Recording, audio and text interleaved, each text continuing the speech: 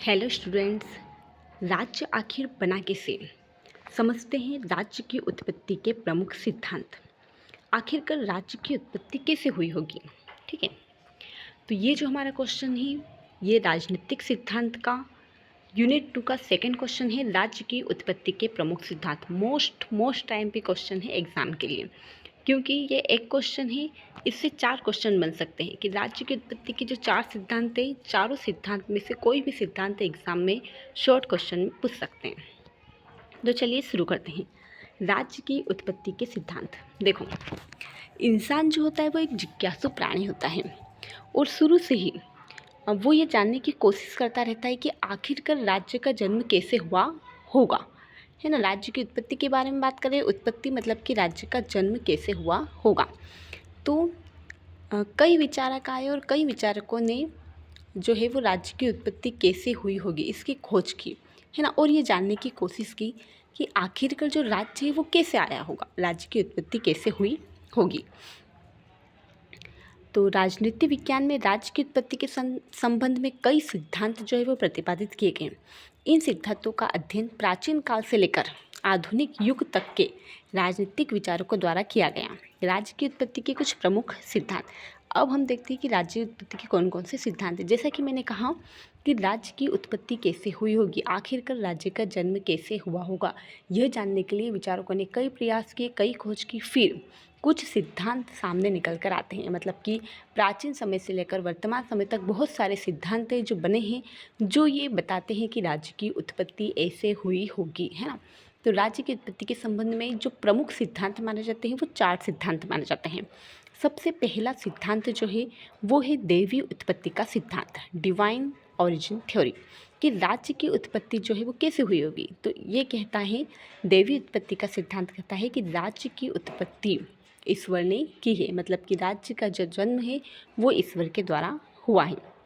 दैवीय उत्पत्ति का जो सिद्धांत है वो प्राचीन सिद्धांत है, सबसे पुराना सिद्धांत इसे माना जाता है। यह सिद्धांत राज्य की उत्पत्ति का सबसे प्राचीन और पारंपरिक सिद्धांत माना जाता है। इसके अनुसार राज्य का निर्माण किसी मानवीय प्रयास से नहीं हुआ, बल्कि ईश्वर के द्वारा किया गया है। दैवीय उत्पत्ति का सिद्धांत क्या बोलता है कि राज्य का निर्माण किसी इंसान ने नहीं किया है, बल्कि ईश्वर के द्वारा जो है वो राज्य की रचना की गई है। राजा को ईश्वर का प्रतिनिधि माना जाता है। दैवीय उत्पत्ति का सिद्धांत जो है वो राजा को ईश्वर का प्रतिनिधि मानता है और उसे शासन करने का अधिकार सीधे ईश्वर से प्राप्त होता है। इस सिद्धांत के तहत राजा जनता के प्रति नहीं, बल्कि केवल ईश्वर के प्रति उत्तरदायी होता है। जनता का कर्तव्य है कि वह राजा की आज्ञा का पालन करे और उसके खिलाफ विद्रोह न करे, क्योंकि ऐसा करना ईश्वर की आज्ञा के विरुद्ध माना जाता है। इस सिद्धांत का उल्लेख विभिन्न धार्मिक ग्रंथों में मिलता है, जैसे भारतीय परंपरा में महाभारत और मनुस्मृति, और पश्चिमी संदर्भ में जेम्स प्रथम के विचार। तो ये जो सिद्धांत है, कौन सा सिद्धांत है? दैवीय उत्पत्ति का सिद्धांत। तो दैवीय उत्पत्ति का सिद्धांत बोलता है कि राज्य का जो जन्म है वो ईश्वर ने किया है। राजा ईश्वर का प्रतिनिधि है, राजा को ईश्वर के समान जो है वो सम्मान दिया जाना चाहिए, उसके खिलाफ जो है वो विद्रोह नहीं करना चाहिए। ठीक है, इसकी कुछ प्रमुख विशेषताएं हैं। राज्य ईश्वर द्वारा निर्मित एक संस्था है। दैवीय उत्पत्ति का सिद्धांत क्या मानता है कि राज्य जो है वो ईश्वर द्वारा निर्मित एक संस्था है। राजा ईश्वर का प्रतिनिधि होता है, राजा को अपनी सत्ता सीधे ईश्वर से मिलती है। यह सिद्धांत लोगों को राजा के प्रति आज्ञाकारी बनाता है। इसमें राजा की शक्तियों को असीमित माना गया, मतलब कि राजा के पास जो शक्ति है वो असीमित है। ठीक है, तो ये कौन सा सिद्धांत है? दैवीय उत्पत्ति का सिद्धांत। तो प्राचीन जो विचारक है वो अधिकतर जो है कौन से सिद्धांत को मानते थे? दैवीय उत्पत्ति के सिद्धांत को मानते थे कि राज्य की उत्पत्ति जो है वो देवताओं ने, ईश्वर ने की है। अब एक ही सिद्धांत तो है नहीं, और भी सिद्धांत है, क्योंकि अलग अलग विचारक है और अलग अलग विचारकों ने अलग अलग बातें कही है, अलग अलग सिद्धांत बनाए हैं। तो राज्य की उत्पत्ति के बारे में एक और सिद्धांत निकल कर सामने आता है, जो है शक्ति का सिद्धांत, थ्योरी ऑफ फोर्स। यह जो सिद्धांत है वो मानते हैं कि राज्य की उत्पत्ति का एकमात्र कारण बल या शक्ति है ना। राज्य की उत्पत्ति शक्ति से हुई, राज्य की उत्पत्ति किसी जो शक्ति का सिद्धांत है, ये विचारक मानते हैं कि राज्य की उत्पत्ति ईश्वर से नहीं हुई, ईश्वर ने राज्य का जन्म नहीं किया है, राज्य का जन्म तो शक्ति के द्वारा हुआ है, बल प्रयोग के द्वारा हुआ है।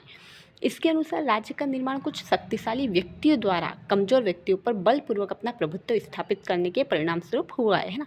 कि जो शक्तिशाली व्यक्ति थे उन्होंने कमजोर वर्गों पर क्या कर दिया? आधिपत्य स्थापित कर लिया, बल प्रयोग किया, अपना प्रभुत्व स्थापित कर लिया। तो इस तरह जो है वो राज्य का जन्म हुआ। इतिहास में कई राज्यों का उदय विजेता और विजित के संबंधों के आधार पर हुआ है, जहाँ विजेता शासक बन जाता है और विजित प्रजा, मतलब कि कोई जो शक्तिशाली व्यक्ति है वो कमज़ोर लोगों को हरा देता है और वो शक्तिशाली राजा बन जाता है, और जो कमज़ोर रहते हैं वो प्रजा बन जाते हैं। तो इस तरह से राज्य का जन्म हुआ। तो इस शक्ति का जो सिद्धांत है, इसके जो समर्थक है वो मानते हैं कि शक्ति ही सत्य है और राज्य का अस्तित्व बनाए रखने के लिए शक्ति आवश्यक है। अब इस सिद्धांत की मुख्य विशेषताएं कौन कौन सी हैं? राज्य की उत्पत्ति का आधार केवल शक्ति है। क्या है? राज्य की उत्पत्ति का आधार केवल शक्ति है। यह राज्य को युद्ध और विजय का परिणाम मानते हैं। ये मानते हैं कि राज्य का जो जन्म है वो युद्ध से हुआ है ना, और विजय का परिणाम है।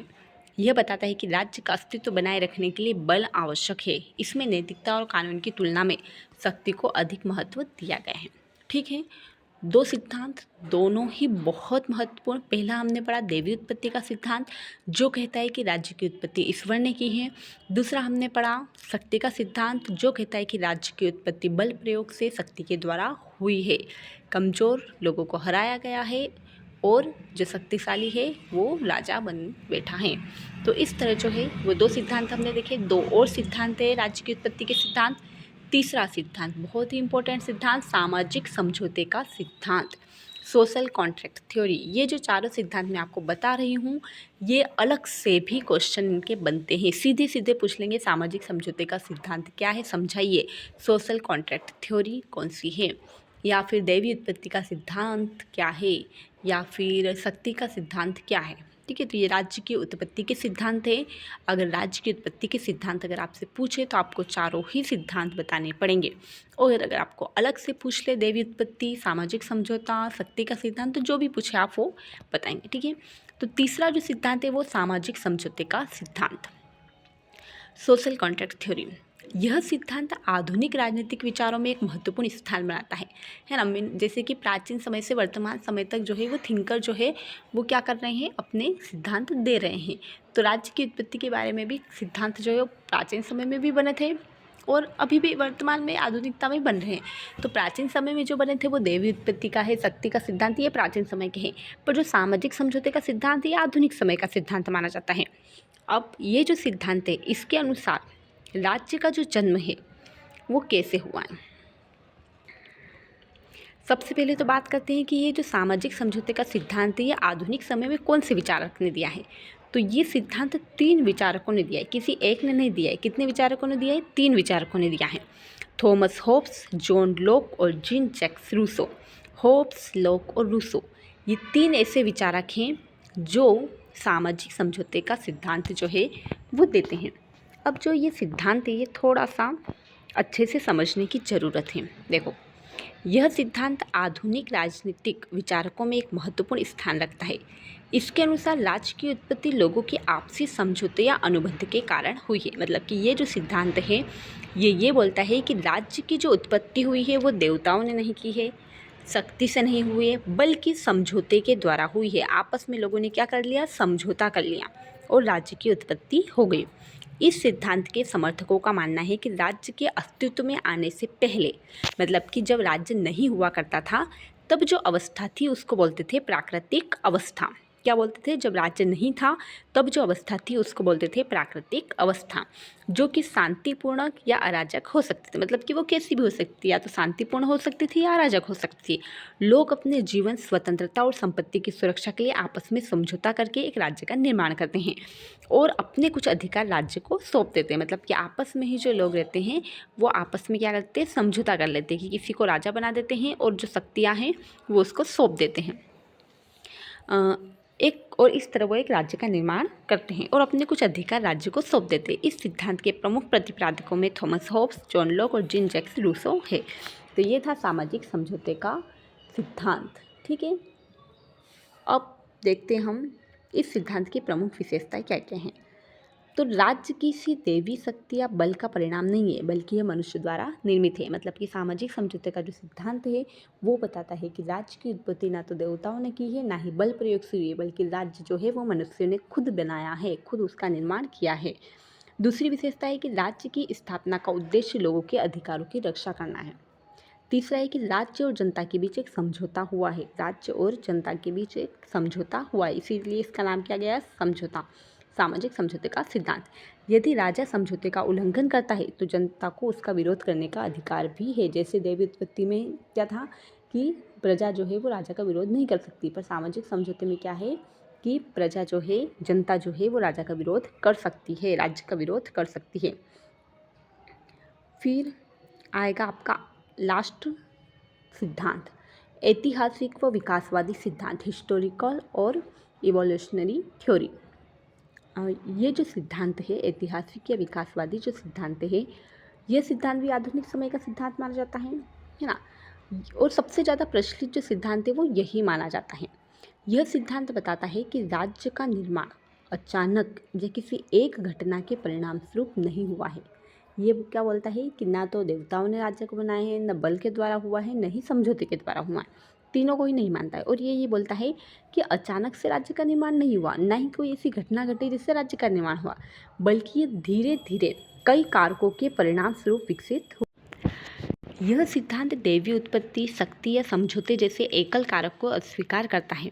इसके बजाय यह मानता है कि राज्य का विकास विभिन्न कारकों जैसे रक्त संबंध, परिवार, कबीले, धर्म, शक्ति, आर्थिक गतिविधियां और राजनीतिक चेतना के संयुक्त प्रभाव से हुआ है। अब ये जो सिद्धांत ये क्या मानता है कि सबसे पहले तो ये मानता है कि परिवार और रक्त संबंध, सबसे पहले समाज का विकास परिवार से हुआ, जिससे बाद में कबीलों और जनजातियों का रूप ले लिया। धर्म से लोगों को एकजुट करने और सामाजिक व्यवस्था स्थापित करने में महत्वपूर्ण भूमिका निभाई। शक्तिशाली व्यक्तियों ने धीरे धीरे कबीलों पर अधिकार स्थापित करना शुरू कर दिया। कृषि और व्यापार के विकास ने लोगों को एक जगह बसने और संपत्ति की रक्षा के लिए एक संस्था की आवश्यकता महसूस कराई। लोगों में अधिकारों और कर्तव्य के प्रति जागरूकता बढ़ने से राज्य की अवधारणा को बल मिला। तो ये जो सिद्धांत है ये बोलता है कि एक दिन में नहीं हुआ, धीरे धीरे हुआ कि सबसे पहले परिवार आया, परिवार से गांव बना, गांव से कुटुंब बने, फिर धीरे धीरे लोगों ने एक जगह रहना स्टार्ट किया, फिर खेती करना स्टार्ट किया, फिर उन्हें लगा कि जो है वो राज्य का निर्माण होना चाहिए, फिर जो है वो राज्य का निर्माण हुआ। तो यह सिद्धांत राज्य की उत्पत्ति को एक जटिल और निरंतर प्रक्रिया मानता है जो आज भी जारी है। तो इस तरह हमने राज्य की उत्पत्ति का जो सिद्धांत है वो 4 प्रकार के सिद्धांत पढ़े हैं। दैवीय उत्पत्ति के सिद्धांत, शक्ति का सिद्धांत, सामाजिक समझौते का सिद्धांत और ऐतिहासिक और विकासवादी सिद्धांत। ये आपका यूनिट 2 का सेकंड क्वेश्चन था, बहुत इंपॉर्टेंट क्वेश्चन है। यूनिट 2 से एग्जाम में आ सकता है आपका राज्य की उत्पत्ति का सिद्धांत, और चारों सिद्धांत में से एक क्वेश्चन जो है वो तो बैठ ही सकता है एग्जाम में। तो आप ये अच्छे से पढ़ कर जाइए। Thank you so much. Video पसंद आए तो लाइक कीजिए, शेयर कीजिए, सब्सक्राइब कीजिए।